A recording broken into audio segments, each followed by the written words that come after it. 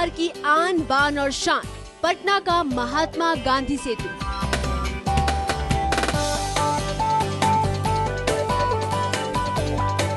Asia का सबसे बड़ा पुल होने का गौरव।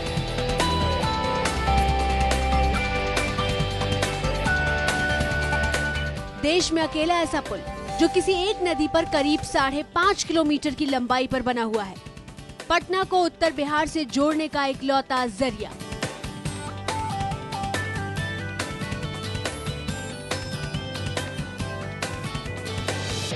उन्नीस 1982 में इंदिरा गांधी ने पुल का उद्घाटन किया था और इसे उत्तर बिहार की जीवन रेखा बताया था।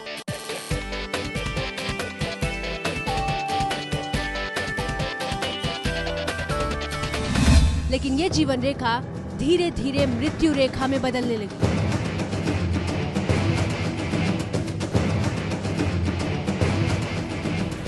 सिर्फ 30 साल में बूढ़ा हो गया है ये पुल। 30 साल पहले जो पुल बिहार के विकास की तस्वीर बना था, आज वो तस्वीर जर्जर हो चुकी है। और जर्जर हुई इस तस्वीर की कीमत हर रोज चुका रही है इस पुल से गुजरने वाली बिहार की आम जनता।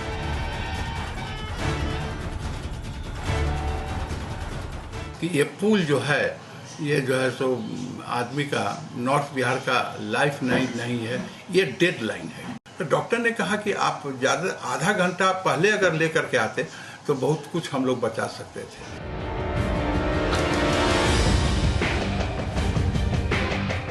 लाइफ लाइन कहे जाने वाले इस पुल ने किसी के अपनों को छीन लिया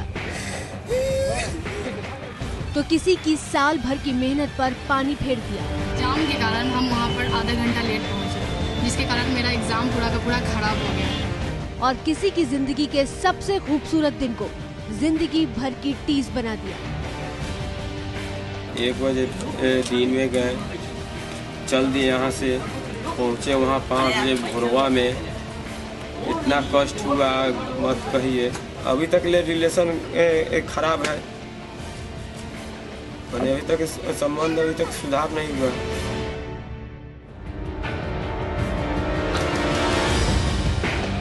इस पुल ने जिनकी सांसें छीन ली, क्या उन्हें कोई लौटा सकता है?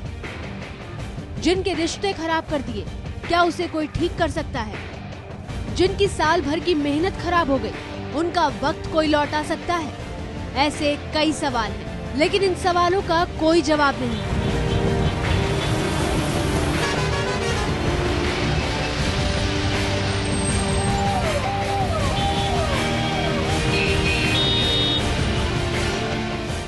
एबीपी न्यूज संवाददाता प्रकाश कुमार ने की है महात्मा गांधी सेतु की पड़ताल। उधर का तो खराब है, इधर और खराब हो जाएगा। ये जो जगह है ये कैंसर हो चुका है। 45 से ज्यादा पिलर पर खड़े इस पुल के हर पिलर से गुजरते हुए ये जानने की कोशिश की है कि आखिर 30 साल में क्यों गर्त में चला गया है गांधी सेतु।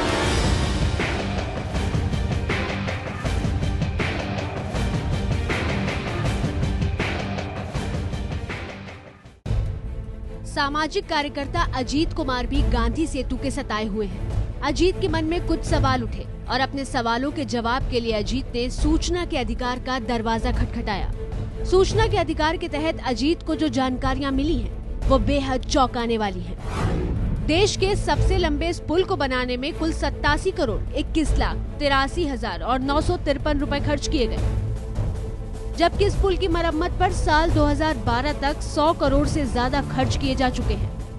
पुल के टोल टैक्स के रूप में 140 करोड़ रुपए से ज्यादा वसूला जा चुका है। राज्य सरकारें कहते रही कि मरम्मती के लिए पैसा उपलब्ध नहीं, केंद्र सरकार कहते रहे कि पैसा मैं दे रहा हूं। और एक दिन ऐसा है कि 2-3 बार हमको गंगा पार होने का नौबत आया। पुल के जर्जर हालत देखकर हमको एक दिमाग में बात आई कि आखिर इसके हकीकत तक पहुंचने की कोशिश करनी चाहिए। मैं उसके तहत आरटीआई का उपयोग किया। जितना खर्च बनाने में लगा और उतना खर्च अगर आपको रिकवरी आ जाता है पब्लिक से, तो उसको फ्री एंड कॉस्ट कर देना चाहिए। लेकिन अफसोस है कि आज तक इसको नहीं किया गया है कि आखिर रुपया आता है तो जाता कहाँ है। समय समय पर सरकार ने वसूली करने वाले ठेकेदार और सरकारी नियमों में बदलाव किए, जिसकी वजह से टैक्स का ज्यादा पैसा प्राइवेट और सरकारी कर्मचारियों की जेबें भरता रहा। सरकार का दावा है कि इस पुल पर जल्द ही भारी वाहनों के आने जाने पर पूरी तरह से प्रतिबंध लगा दिया जाएगा। पुल की मरम्मत में लगे इंजीनियर का तर्क ये है कि जब पुल बना तो इस बात का ख्याल नहीं रखा गया कि पुल पर से इतना भारी ट्रैफिक गुजरेगा। पुल की तकनीक इस पर भारी वाहनों को गुजरने की इजाजत नहीं देती, लेकिन बड़ी गाड़ियां बेरोक टोक पुल से गुजरती हैं। कारण भी साफ है, क्योंकि राजधानी पटना को उत्तर बिहार से जोड़ने के लिए इसके अलावा और कोई रास्ता नहीं है। इस पर हम लोग कंट्रोल करने के लिए जिला प्रशासन को लिखा है, हमारे सेक्रेटरी साहब ने भी लिखा है। उसमें हम लोग वे इन मोशन स्टार्ट करने जा रहे हैं कि एक लिमिट कर देंगे और उसके पैरेलल एक नया पुल का हम लोग निर्माण करने जा रहे हैं। महात्मा गांधी सेतु जिस तकनीक पर बना है, उसी तकनीक पर देश के दूसरे हिस्सों में बने पुल धराशायी हो चुके हैं। गांधी सेतु का ये हाल क्यों हुआ, इसकी वजह चीफ इंजीनियर साहब कुछ और ही बताते हैं। शुरू में ही जिसमें पुल बना था और आम आदमी के लिए चालू किया गया था, उस समय से 2002 तक कोई उसके रख रखाव पर ध्यान नहीं दिया गया। मुख्य मुद्दा वही थी। इस तरह के ब्रिज को बराबर इंस्पेक्शन होना चाहिए और जो भी त्रुटि आती है।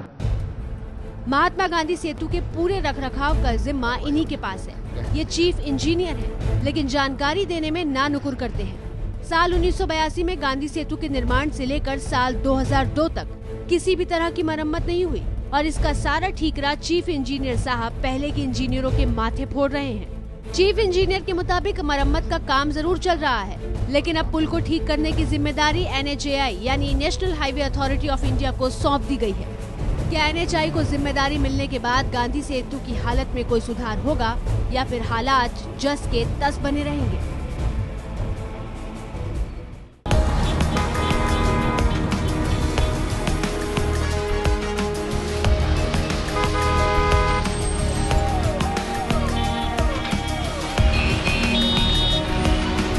ये पुल जो है, ये जो है सो आदमी का, नॉर्थ बिहार का लाइफ लाइन नहीं है, ये डेड लाइन है। गांधी सेतु पर लगने वाला जाम मरीजों के लिए काल बन जाता है।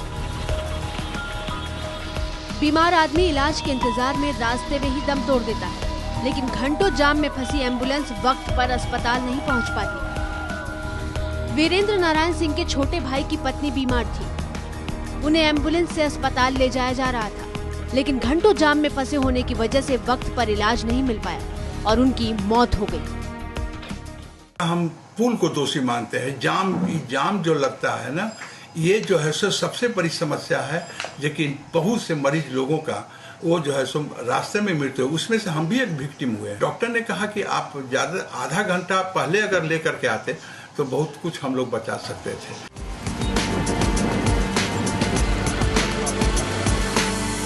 अपनी शादी में दूल्हे को बाइक पर जाते हुए आप सिर्फ पटना के गांधी सेतु पर ही देख सकते हैं। ऐसा नहीं है कि इनके पास गाड़ी नहीं है, लेकिन इन्हें इस बात का भरोसा नहीं है कि अगर कार में बैठकर पुल पार करने की सोची तो शायद शादी का मुहूर्त भी निकल जाए और बारात शादी के दिन दरवाजे पर लगे भी ना।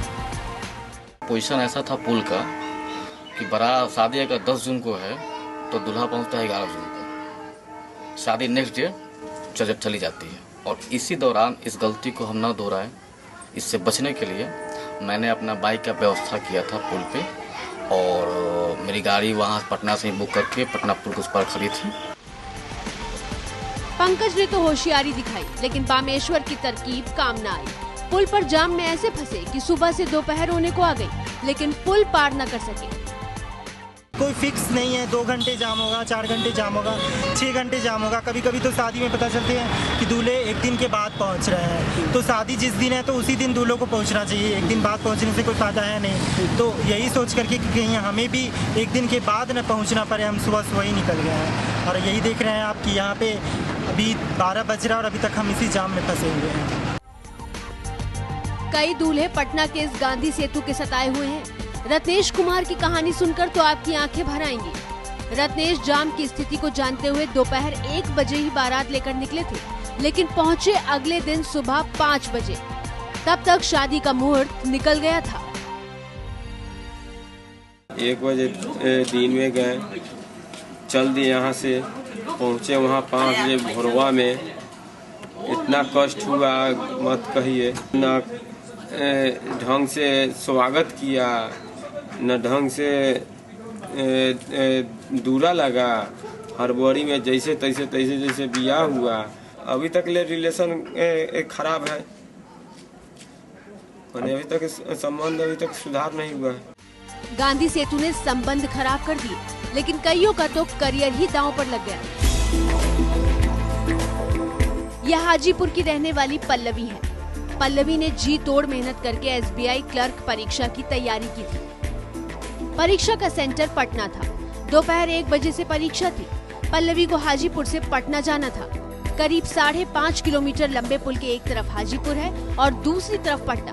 ज्यादा से ज्यादा आधा घंटा लगना चाहिए था, लेकिन पल्लवी पुल के जाम की कहानी रोज सुनती है। वो कोई रिस्क नहीं लेना चाहती थी, इसलिए पल्लवी सुबह 9 बजे ही घर से निकल गई। लेकिन अफसोस, 4 घंटे पहले निकलने के बावजूद पल्लवी समय से परीक्षा देने नहीं पहुंच सकी। 3 तारीख को मेरा एसबीआई क्लर्क का एग्जाम था, सेकेंड सिटी में, गोलघर पटना में। और आए दिन पुल का स्थिति देख करके हम 9 बजे यहाँ से निकल गए थे। मेरा 1 बजे से पेपर था फिर भी, और उसके बाद भी जाम के कारण हम वहाँ पर आधा घंटा लेट पहुँचे, जिसके कारण मेरा एग्ज़ाम पूरा का पूरा ख़राब हो गया। हम खुद डिप्रेशन में हैं कि हम पेपर में क्या लिखें क्या नहीं लिखें। साल भर का मेहनत और एक जाम के लिए पूरा का पूरे मेहनत पर पानी फिर गया है।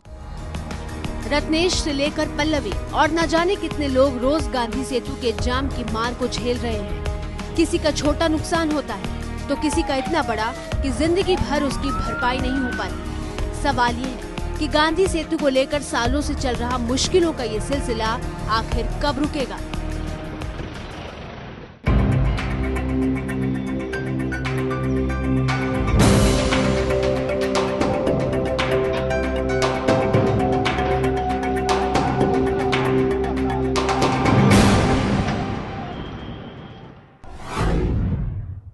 महात्मा गांधी सेतु पुल के ठीक बीचों बीच हम खड़े हैं और यहाँ से जो नज़ारा आप देख रहे हैं ये आज का ही नहीं बल्कि हर रोज़ का नज़ारा होता है।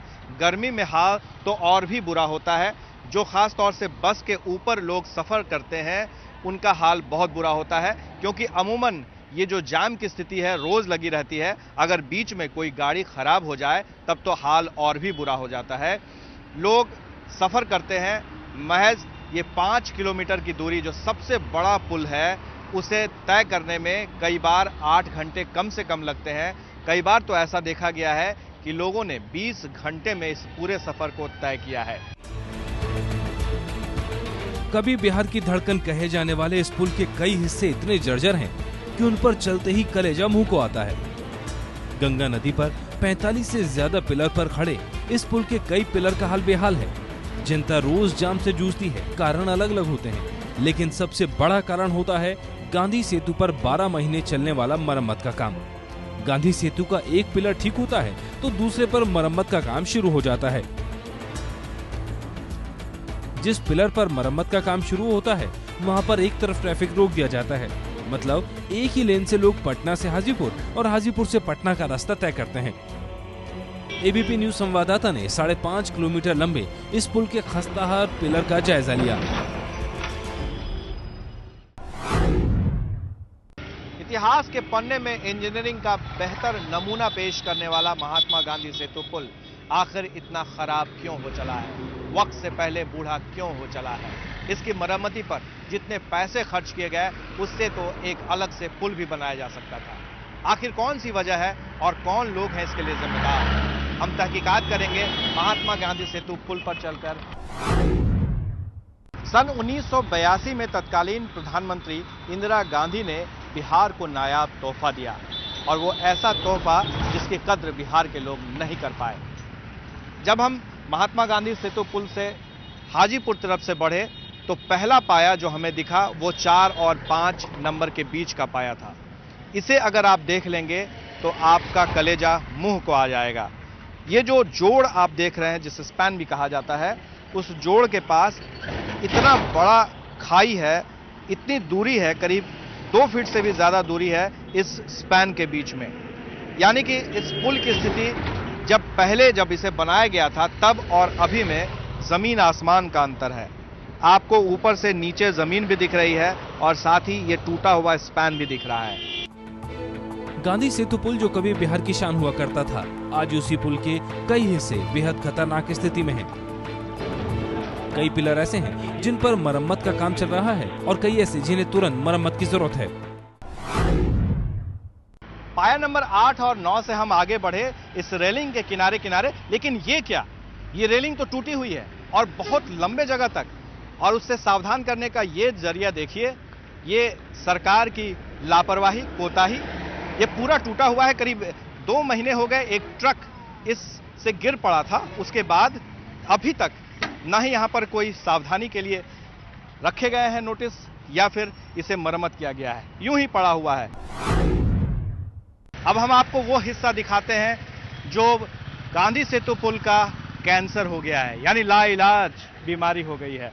और ये हमने पिछले दफे भी दिखाया था कि ये टूटा हुआ हिस्सा है जो बिल्कुल नीचे के हाल जा चुका है, और यहाँ पर अभी भी अब तो रिपेयर का भी काम छोड़ दिया गया है। गंदगी पड़ी हुई है, इस ओर कोई देखता भी नहीं है। साथ ही यहाँ पर किसी ने ये नोटिस लगाने की कोशिश नहीं की कि ये यहाँ खतरा है, इस तरफ ना आए, बल्कि यूं ही खुला छोड़ दिया गया है। ये आलम है गांधी सेतु पुल का, 1982 में बना। 30 साल बाद क्या हश्र हुआ है, कौन लोग हैं जिम्मेदार? पटना के गांधी सेतु पर टोल से मोटी कमाई होती है, लेकिन फिर भी पुल की मरम्मत नहीं हो पाती।